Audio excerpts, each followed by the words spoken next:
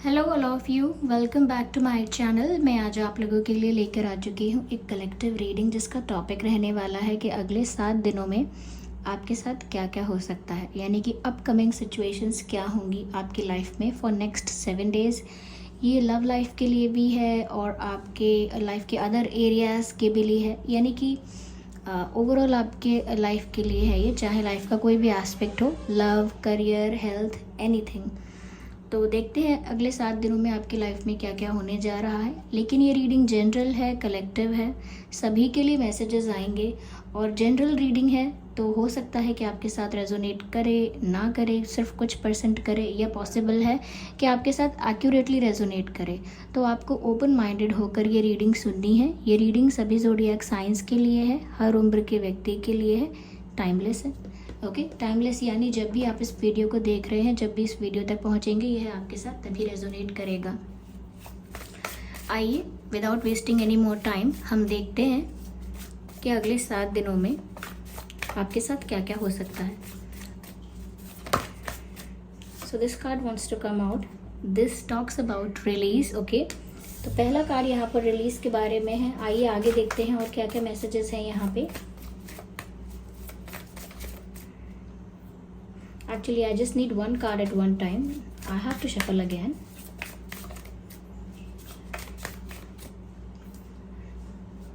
So, instinct.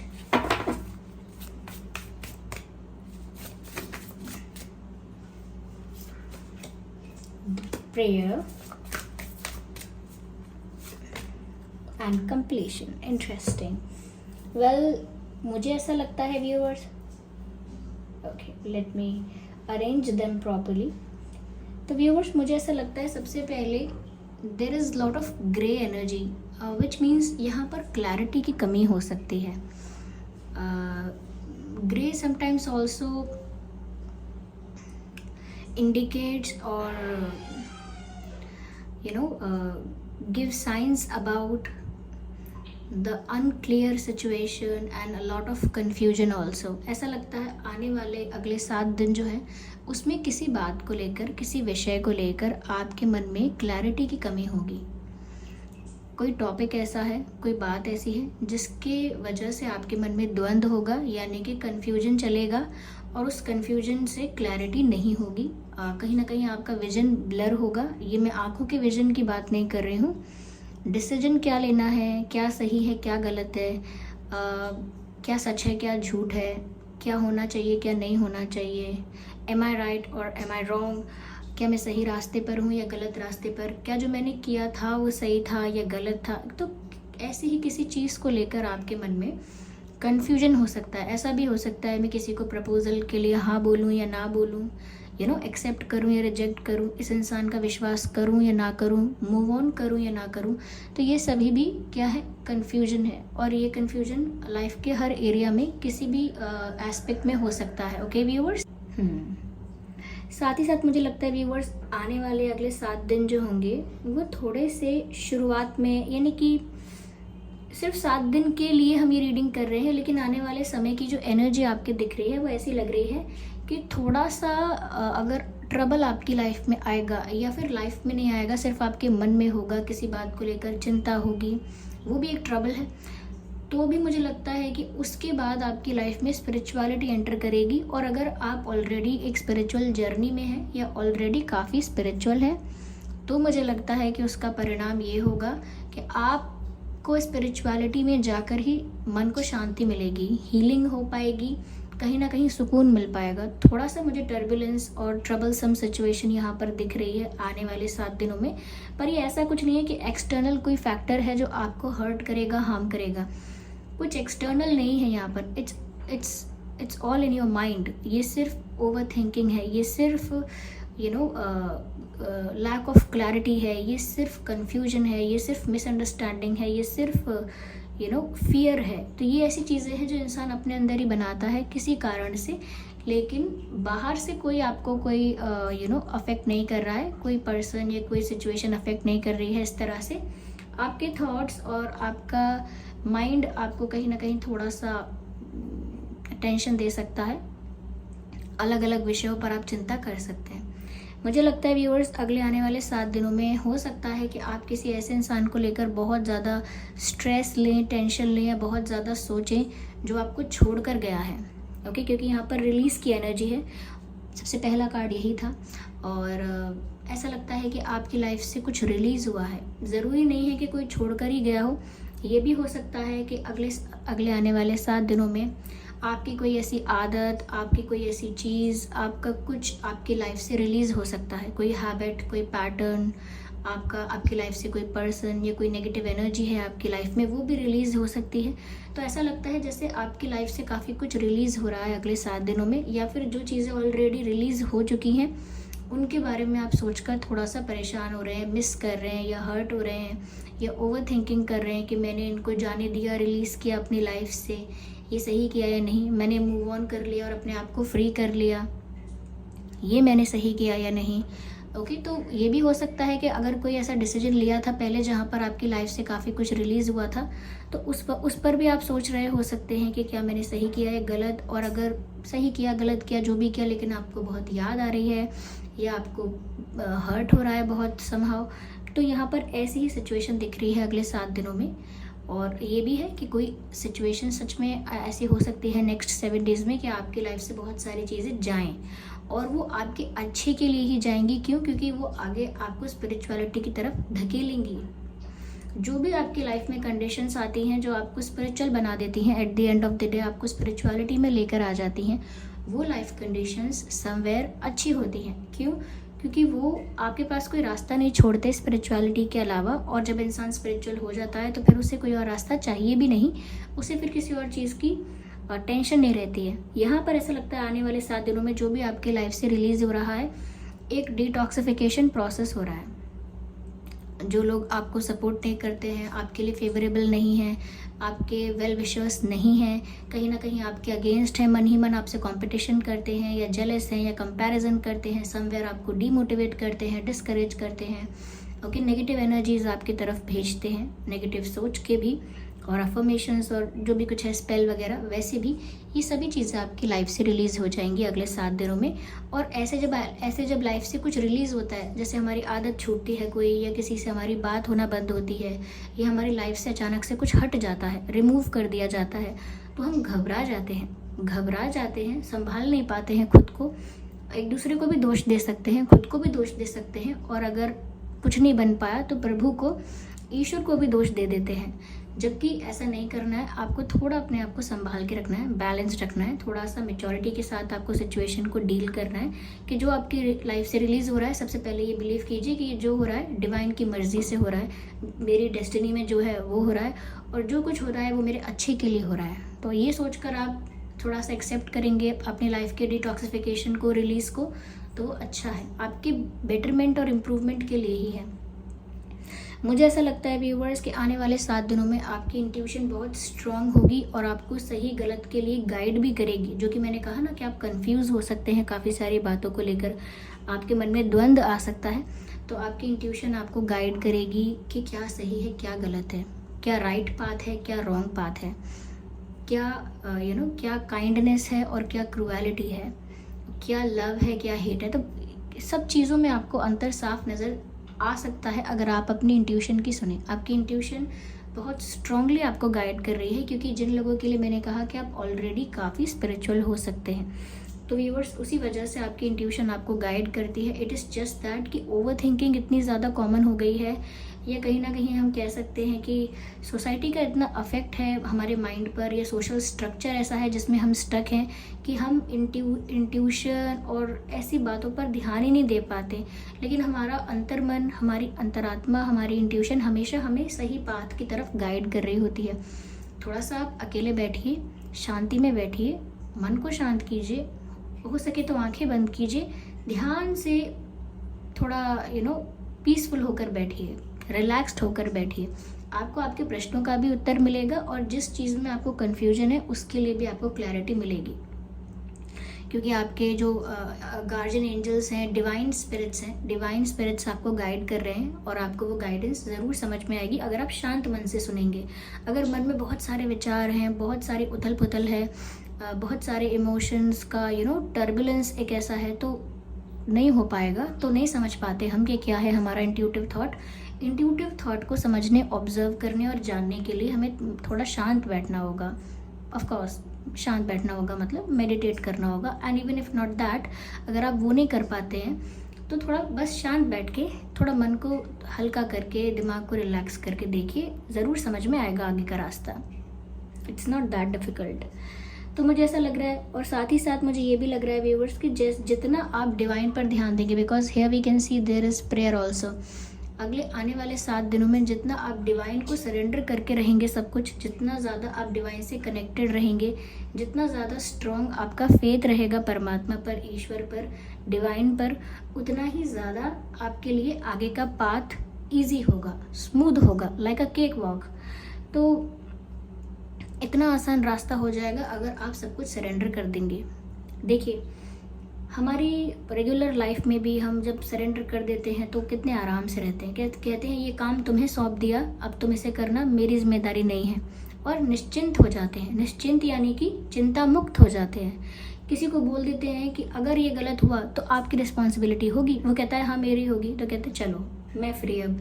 तो जब हम किसी और को काम सौंपते हैं, सरेंडर करते हैं, तो सरेंडर करने का मतलब यहाँ पर ये नहीं किसी और के लिए समर्पित हो जाते हैं, यानी कि जब हम कहते हैं कि ये आपकी जिम्मेदारी है, आपको हमने दे दिया ये काम, अब आप ही करेंगे, इसमें हमारा कोई रोल नहीं है, तो फ्री हो जाते हैं, स्ट्रेस फ्री हो जाते हैं। ऐसे ही लाइफ की अच्छी बुरी सभी चीज़ों को, जो भी आपके प्रारब्ध की वजह से, डेस्टिनी की वजह से आपको मिल रहा है, आपके करंट इस लाइफ में, इस बर्थ में जो कर्म है उसकी वजह से मिल रहा है, ओके, किसी भी वजह से जो भी आपकी लाइफ में आ रहा है और आप जो भी कर पा रहे हैं, सब कुछ डिवाइन को सरेंडर करते चलिए। और आप जो कर रहे हैं आपको वो भी डिवाइन को सरेंडर करना है, इसीलिए मेक श्योर कीजिए कि आप जो कर रहे हैं वो अच्छा हो, राइट हो, ह्यूमैनिटी से भरा हुआ हो, काइंड हो, हम्बल हो। तो ऐसे ही एक्शंस और ऐसे ही थॉट्स क्रिएट कीजिए जो आप डिवाइन को सरेंडर करने में ऐसा ना सोचें कि मैंने कितना गलत किया। अगर आपने कोई मिस्टेक की है तो ऐसा नहीं है कि वो सरेंडर नहीं कर सकते, वो भी करना है सरेंडर, लेकिन जब हम सोचते हैं कि हमें डिवाइन को सरेंडर करना है अपना हर एक्शन, तो हम ज़्यादा कॉन्शियसली और ज़्यादा अवेयर होकर रिएक्ट और रिस्पॉन्ड करते हैं, एक्शंस एक्शन लेते हैं, ज़्यादा कॉन्शियस होकर, ज़्यादा अवेयर होकर।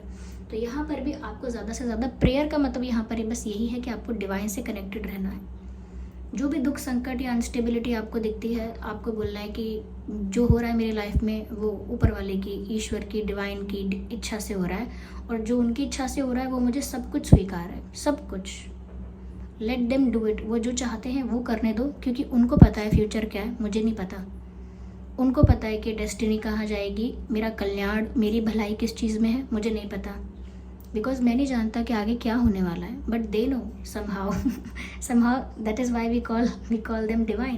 तभी हम उन्हें ईश्वर कहते हैं। तो इसीलिए जब आप सरेंडर करेंगे, अब सारी जिम्मेदारी उन्हें सौंप देंगे और निश्चिंत हो जाएंगे, अपने आप रिलैक्स्ड हो जाएंगे, इंट्यूशन की बात भी समझ में आएगी, पाथ भी क्लियर हो जाएगा, और अगर लाइफ से कुछ रिलीज़ भी हो रहा है तो उसका भी आपको आंसर मिल जाएगा कि ये रिलीज़ होना इम्पॉर्टेंट क्यों था, और ये रिलीज़ हुआ मेरी लाइफ से कितना अच्छा हुआ। ये आंसर भी आपको बाद में मिल जाएगा कि क्यों इम्पॉर्टेंट था और अच्छा हुआ ये जो हुआ।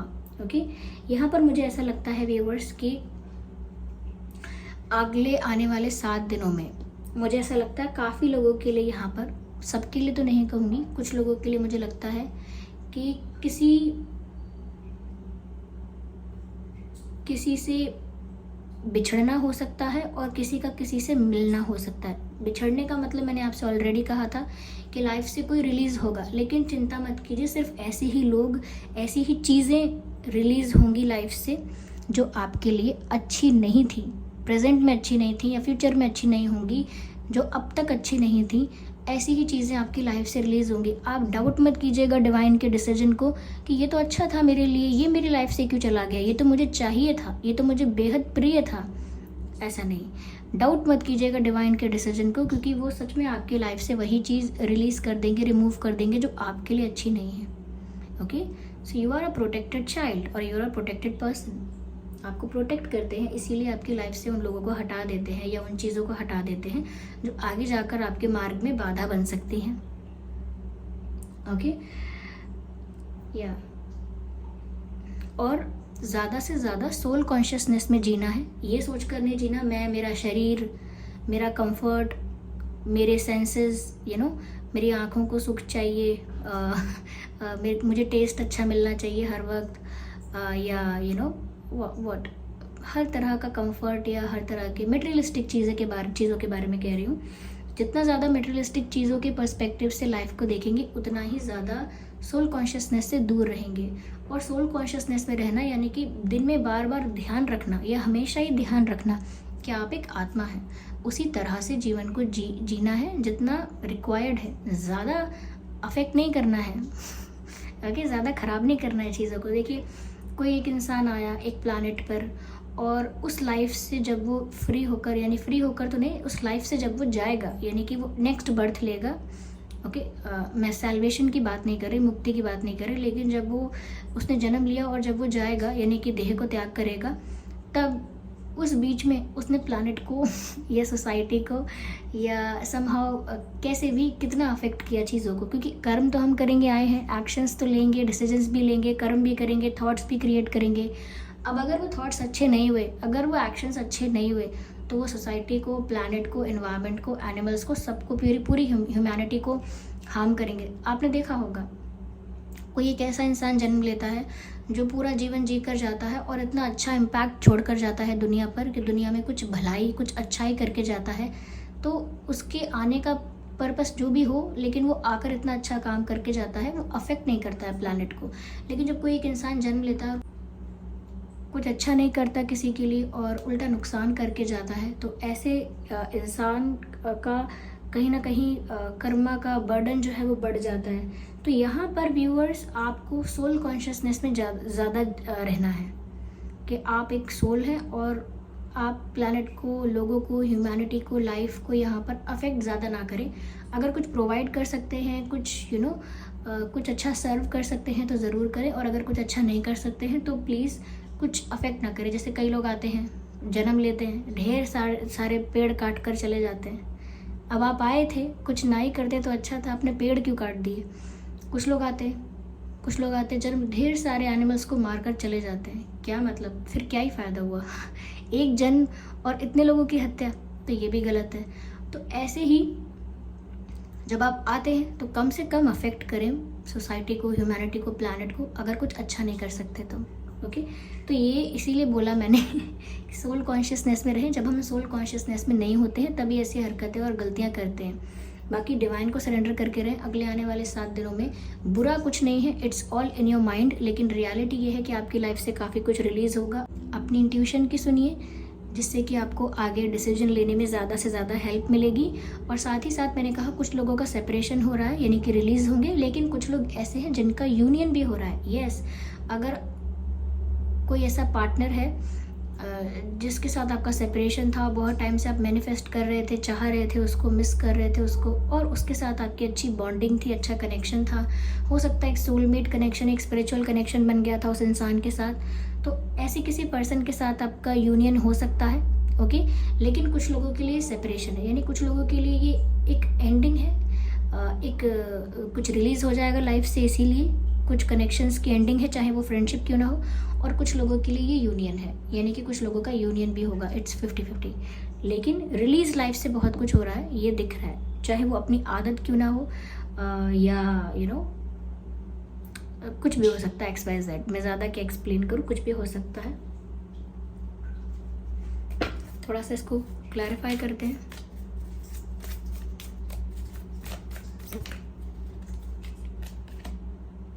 ओके, अगले आने वाले 7 दिनों में कोई डिसीजन मत लेना, बड़ा डिसीजन मत लेना, ओके। कोई छोटा मोटा डिसीजन तो लेंगे ही, लेकिन अगले आने वाले 7 दिनों में कोई बड़ा डिसीजन मत लेना, ओके। कहीं ना कहीं व्यूअर्स, डिवाइन आपको गाइड कर रहे हैं। The source of your creation, the source of your creation or generation is trying to guide you something। जहाँ से आप आए हैं यानी कि ईश्वर से, परमात्मा से, डिवाइन से, वहीं से आपको गाइडेंस भी मिल रहा है, आपको अपनी इंट्यूशन की सुननी भी है। ऐसा लगता है कि आपके आसपास जो भी ऐसा हो रहा है जो आपकी मेंटल पीस को अफेक्ट करता है, उसको बिल्कुल इग्नोर करके सिर्फ और सिर्फ डिवाइन पर ध्यान देना है, ठीक है। यानी कि जो आपके आसपास हो रहा है, जो आपको डिस्टर्ब कर रहा है, मेंटली आपको अफेक्ट कर रहा है, हर्ट कर रहा है, इमोशनली वल्नरेबल बना रहा है या फिर गुस्सा दिला रहा है, जो भी कुछ ऐसा हो रहा है जो आपको दुख में ले जा रहा है या फिर एक्सट्रीम इमोशंस में लेकर जा रहा है, तो आपको वो सब कुछ अवॉइड करके अपना सारा फोकस डिवाइन पर लगाना है। मैंने कहा ना, स्पिरिचुअलिटी की तरफ आ जाना है। और कोई डिसीजन मत लेना 7 दिन में, कोई बड़ा डिसीजन मत लेना। मोरालिटी, मैंने कहा ना, आपकी लाइफ में ये बात आएगी, क्या सही है क्या गलत है, क्या मैं सही रास्ते पर हूँ गलत रास्ते पर हूँ। आपको ह्यूमैनिटी, काइंडनेस, हम्बलनेस, ऐसी चीज़ों को चुनना होगा। यहाँ पर मोरालिटी की बात है। देखिए व्यूअर्स, चाहे आपकी लाइफ में कोई रुके और चाहे आपकी लाइफ से कोई जाए, चाहे आपको सक्सेस मिले और चाहे आपको मिले अगले 7 दिनों में कोई लॉस, लेकिन आप अपने मॉरल्स और प्रिंसिपल्स के साथ कॉम्प्रोमाइज़ मत कीजिएगा। हो सकता है 7 दिनों में ऐसा मौका मिले कि कोई बोले कि अरे शॉर्टकट है, ये कर लो और फिर देखो मज़े मज़े हैं। या फिर ऐसा भी हो सकता है कि कोई बोले कि अरे आप झूठ बोल दो या फिर ऐसा कर दो, बताओ मत, छुपा लो बात, कोई कुछ भी XYZ में दुनिया की आम बातें बोल रही हूँ एग्जाम्पल के तौर पे। लेकिन कोई जगह ऐसी आती है जहाँ पर आपको अपने प्रिंसिपल्स और मॉरल्स को सेक्रीफाइस करना है, मत कीजिएगा। ऐसा ही काम कीजिएगा, ऐसे ही एक्शंस और डिसीजंस लीजिएगा, या ऐसी ही चीज़ों में इन्वॉल्व होना जो डिग्निफाइड है, जिससे आपकी डिग्निटी मेंटेन रहे, सेल्फ रिस्पेक्ट मेंटेन रहे। कुछ भी ऐसा नहीं करना जो नॉन डिग्निफाइड और डिसरिस्पेक्टफुल है। ओके, या so this is the reading and the guidance for next 7 days. I hope ये रीडिंग आपके लिए हेल्पफुल और रिलेटेबल रही है। अगर इस रीडिंग ने आपको थोड़ा बहुत गाइड किया है तो वीडियो को लाइक करें, कमेंट करके बताएं कितने % आपकी सिचुएशन से रेजोनेट करती है, हेल्प करती है। वीडियो को लाइक करें, सब्सक्राइब करें ड्रीम टैरो चैनल को, और चलिए फिर मिलते हैं अगली रीडिंग में। तब तक के लिए bye bye family, bye bye angels, love you all, bye bye, take care.